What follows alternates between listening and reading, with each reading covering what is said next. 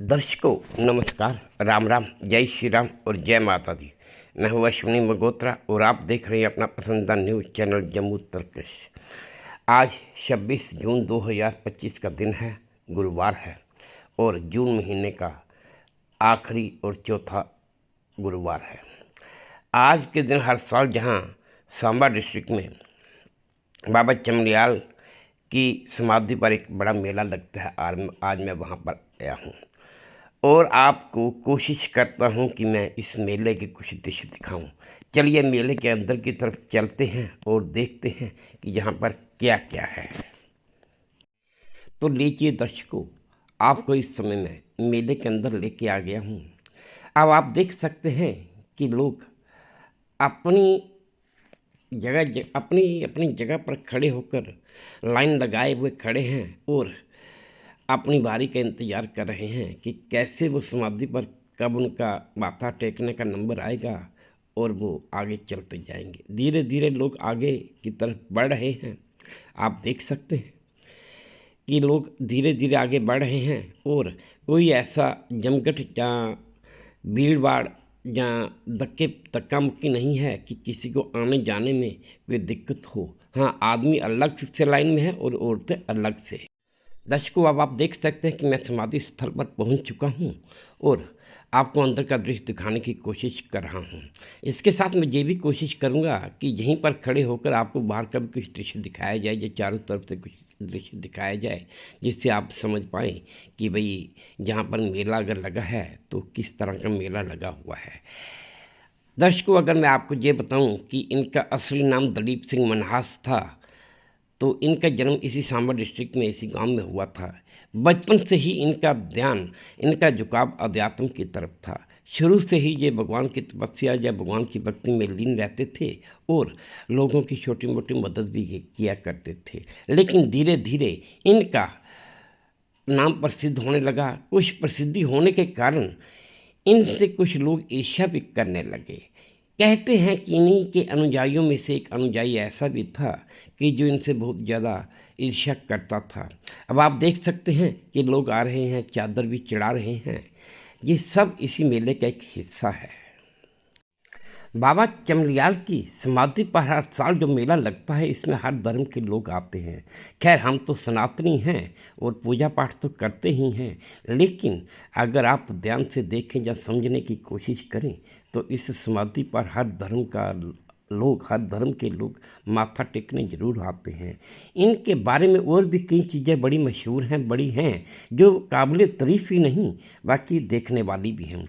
चलिए दर्शकों, अब जो आपने समाधि स्थल तो देख लिया, अब मैं कोशिश करता हूँ कि आपको जहाँ से इस समाधि के ऊपर शक्कर निकाल कर लोगों को दी जाती है या जो शरबत दिया जाता है, मैं आपको उस तरफ लिए जाने की कोशिश करता हूँ और वहाँ पर जाकर आपको समाधि भी शक्कर भी दिखाऊंगा और जो जगह है जहाँ से शरबत निकालते हैं वो भी दिखाऊंगा। आप इस जगह ये ढोल नगाड़ों की आवाज़ तो सुन ही रहे हैं। तो दर्शकों, ये है वो जगह जहाँ से शक्कर निकाली जाती है। ऐसा नहीं है कि यहाँ से शक्कर सिर्फ आज के दिन ही निकाली जाती है, नहीं, जब भी किसी को ज़रूरत होती है लोग आते हैं, जहाँ से शक्कर निकालते हैं ले जाते हैं और यहीं पर बैठकर कई बार उसका इलाज भी करते हैं। मैं फिर भी कोशिश करता हूँ कि आज बारिश हुई है, जगह सारी गीली है और मैं कोशिश करूँगा कि आपको पास जाके वो शक्कर पूरी अच्छी तरह से दिखाऊं। अगर आप कहें तो आप इसे मिट्टी भी कह सकते हैं, लेकिन मिट्टी कहना बहुत बड़ी बेवकूफ़ी होगी, क्योंकि ये एक ऐसी मानी हुई जगह है जहाँ से इस शक्कर को लगाने से आपके जिस्म का हर चर्म रोग दूर हो जाता है। इसके साथ मैं आपको एक ये छोटी सी जगह भी दिखाता हूँ जहाँ पर ये एक दीपक जलता रहता है, चाहे आंधी आए तूफान आए, ये दीपक कभी बुझता नहीं है। एक ऐसी बड़ी निराली बात है कि ये दीपक कभी नहीं बुझता। आप सब ने ये शक्कर वाली जगह तो देख ली, अब मैं आपको उस जगह पे लिए चलता हूँ जहाँ से शरबत निकाला जाता है। तो चलिए चलते हैं वहाँ पर। दर्शकों, शरबत वाली जगह पर जाने से पहले मैं आपको यहाँ से जो पाकिस्तान का बॉर्डर दिखाई देता है उसकी एक झलक भी आपको दिखा देता हूँ। तो चलिए देखते हैं पहले पाकिस्तान के बॉर्डर की एक झलक। दर्शकों, ये जो आप सामने तारबंदी देख रहे हैं, आपको बांस ये जो सीमेंटेड जो तारबंदी हुई है, मैं कोशिश करता हूँ थोड़ा और आप पास आके आपको दिखाऊं, जब आपको बिल्कुल क्लियर नज़र आ रहा होगा, साफ नज़र आ रहा होगा। इस तारबंदी के इस तरफ ये हिंदुस्तान है और तारबंदी के उस तरफ तारों के पीछे जो आपको पेड़ पौधे दिखाई दे रहे हैं, वो सारे पाकिस्तान के हैं।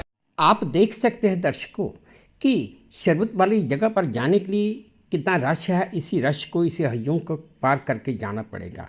इससे पहले ये रास्ते में आप देख रहे हैं जगह भी कम है कि लोग भंडारे के लिए, लंगर के लिए एक लाइन वगैरह लगी हुई है। ये जो लाइन लगी हुई है, ये इस समय सारा कंट्रोल बीएसएफ के जवानों के हाथ में है। आप देख सकते हैं कि किसी को किसी तरह की कोई दिक्कत नहीं है और बीएसएफ के जवान आराम से लोगों को अंदर जाने दे रहे हैं। आदमी भी हैं, दूसरी तरफ से औरतें भी लाइन पे लगी हुई हैं। वो सारे आगे भंडारा, लंगर वगैरह जो भी है वो खा रहे हैं, उसका स्वाद ले भी रहे हैं।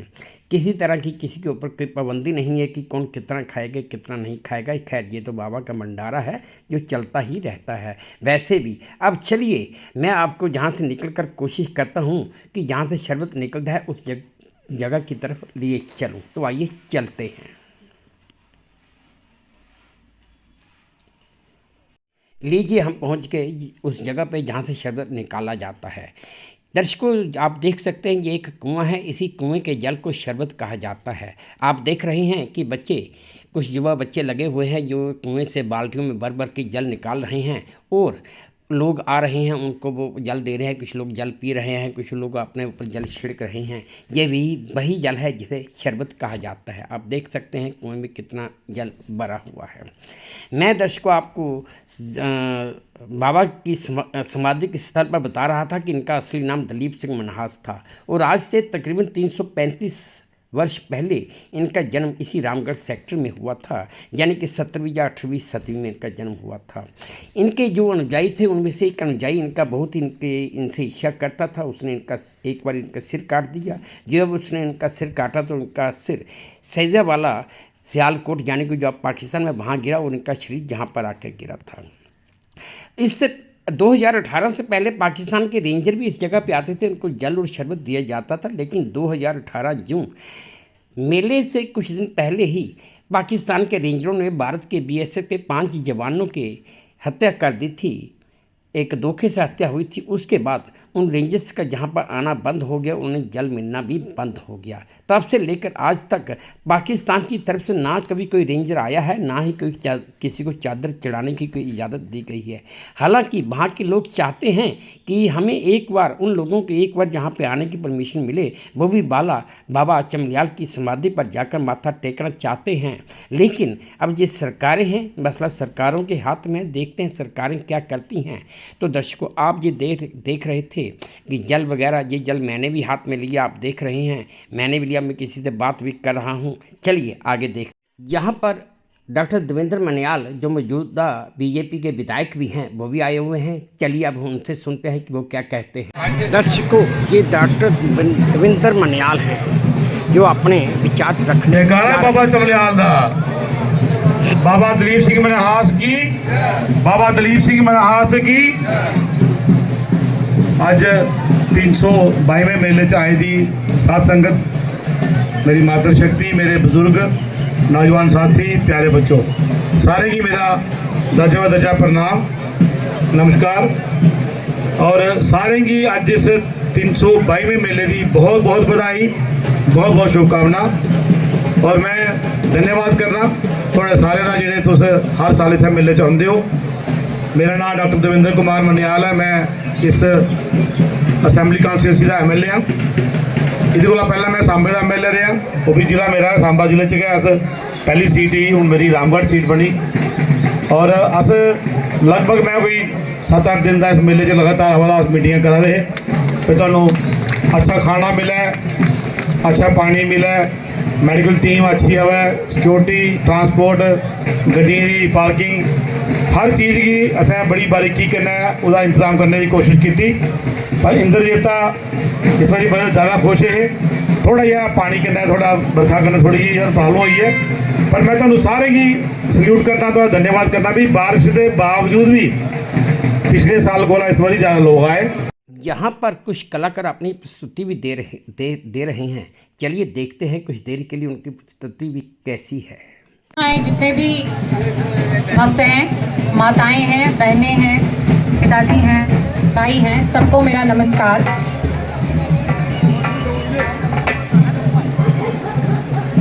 मैं मंदिर दे विच अल्लाह अल्लाह आखांगा।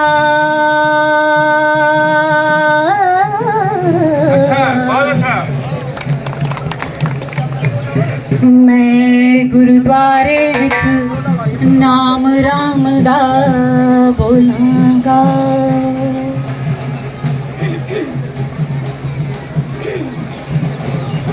मैं कर खुदा दे जाके बालू मोमबत्तियाँ,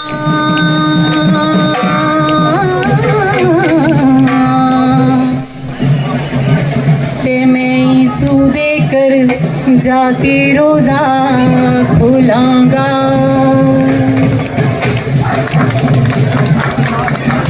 बंदा पाक हाँ बनिया एक नू जपदा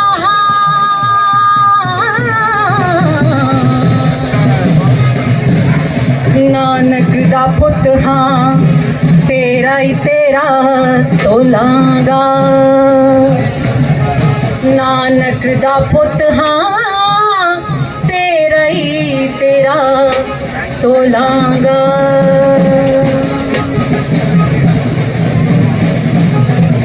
हो लाल मेरी पत रखियो भला झूल लालन।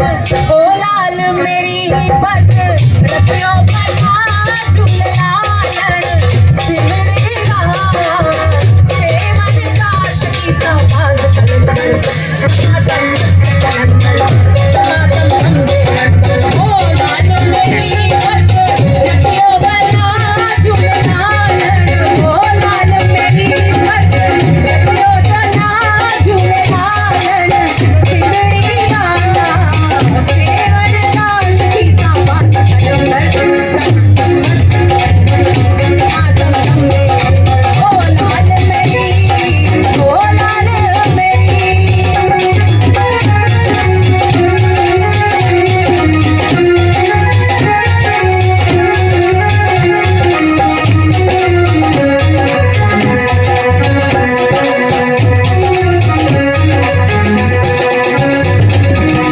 चार चिराग तेरे बलन हमेशा, चार चिराग तेरे बलन हमेशा।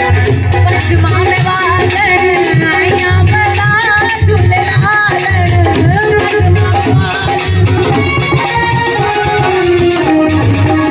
पंचमा में वालन, पंचमा में वालन आइया बला झूल लालन। सिमरी गा सेवन दाश की समाज अली दा पहला नंबर। हो लाल मेरी पत रखियो भला झूल लालन। हो लाल मेरी पत रखियो भला झूल लालन। सिमरी गा सेवन दाश की समाज कलंदर तमातम दे अंदर अली दा पहला नंबर। हो लाल मेरी, हो लाल मेरी।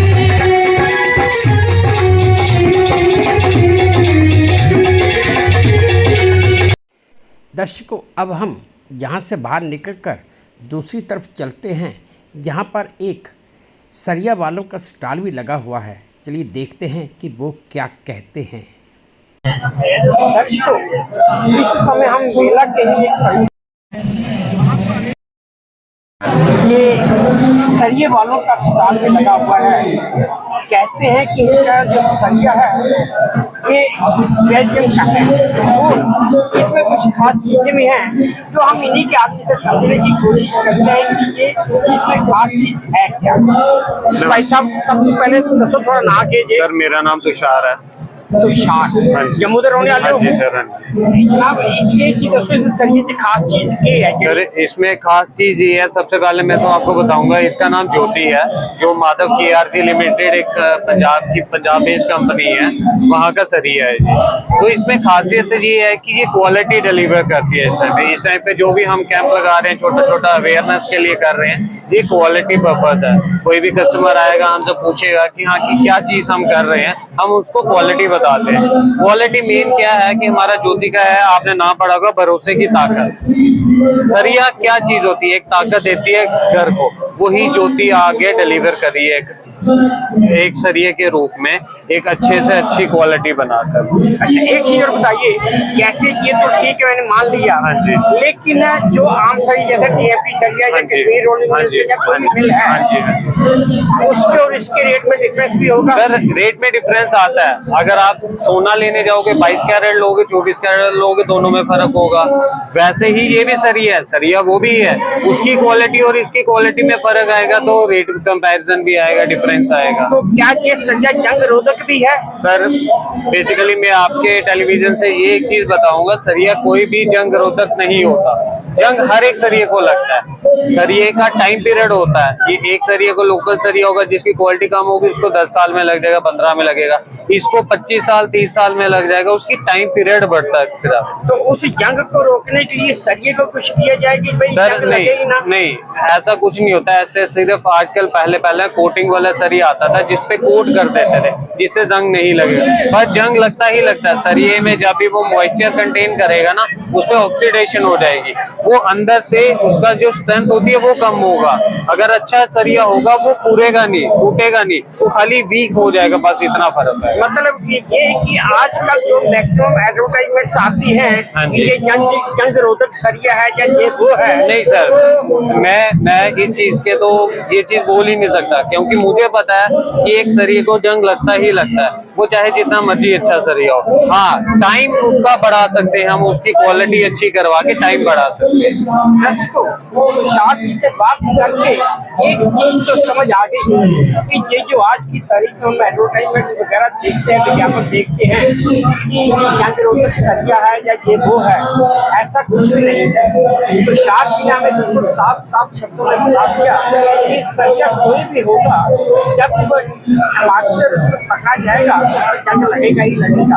हाँ, कोई सरिया होगा उसकी अगर क्वालिटी थोड़ी कम होगी तो जंग उसे 15 साल में लग जाएगा। जिस सरिया की क्वालिटी अच्छी होगी, हो सकता है उसकी 25 साल के बाद लगे, लेकिन सरिया है, लोहा है, जंग लगेगा ही लगेगा। लिहाजा मैं आपके दर्शकों को ये भी बताना चाहता हूँ कि ये जो तरह तरह के विज्ञापन आते हैं, इनके पीछे कोई ना रखें कि ये जंग रोधक सरिया है, जंग रोधक सरिया कोई भी नहीं होगा। चलिए तुषार जी, आपका बहुत बहुत धन्यवाद सर। थैंक यू जी, थैंक यू सर। तो दर्शकों, ये थी आज की मेरी एक छोटी सी पेशकश जो मैंने बाबा चमयाल की समाधि पर जाकर ये मेला कवर किया। हालांकि वीडियो तो काफ़ी लंबा था, लेकिन बड़ा कांट छांट करने के बाद मैं अब इसे इतना ही कर पाया हूँ। इससे ज़्यादा इसको कर नहीं सकता था। अगर करता तो आपको वीडियो बिल्कुल भी पसंद नहीं आता।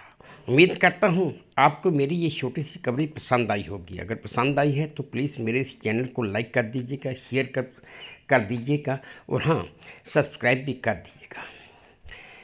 और अपने कमेंट्स मेरे कमेंट बॉक्स में ज़रूर डालिएगा, ताकि मैं उन्हें भी ध्यान से पढ़ सकूं। मेला काफ़ी बड़ा था, मेरा भी दिल लगा था। ये वीडियो मैंने कल ही अपलोड करना था, लेकिन किसी कारणवश लेट हो गए तो नहीं कर पाया। बस अब इसी उम्मीद के साथ आपसे विदा लेता हूं कि आप अपना भी ध्यान रखेंगे, अपने देश का भी ध्यान रखेंगे। जय भारत और धन्यवाद। अब हम मेले से धीरे धीरे अपने वापसी की तरफ प्रस्थान कर रहे हैं। अब वो भी दृश्य देखिए।